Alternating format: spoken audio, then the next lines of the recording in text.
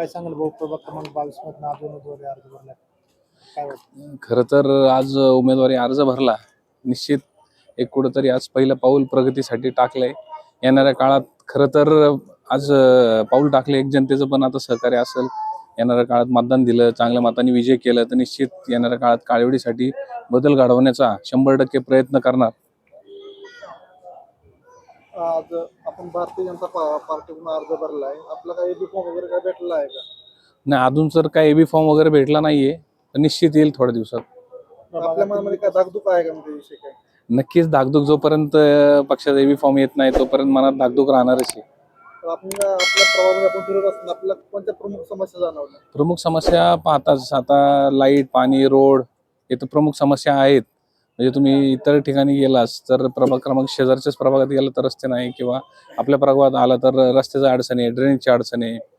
परत जर समजा पवना नदी पाहिलीस तर पवना नदीची आपल्याला अडचण आहे. या सगळ्या गोष्टी आहेत, त्यासाठी आपल्याला निश्चित उतरायचेच.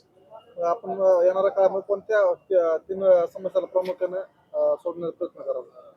येणाऱ्या काळात निश्चित रस्ता, आपली पवनामाई आणि जे काय ड्रेनेजची अडचण असतील त्यासाठी आपण निश्चित. निवडणुकीचा एबी फॉर्म भेटू किंवा नाही भेटू, निवडणूक लढवायची फिक्स आहे का? हो, निश्चित थांबणार.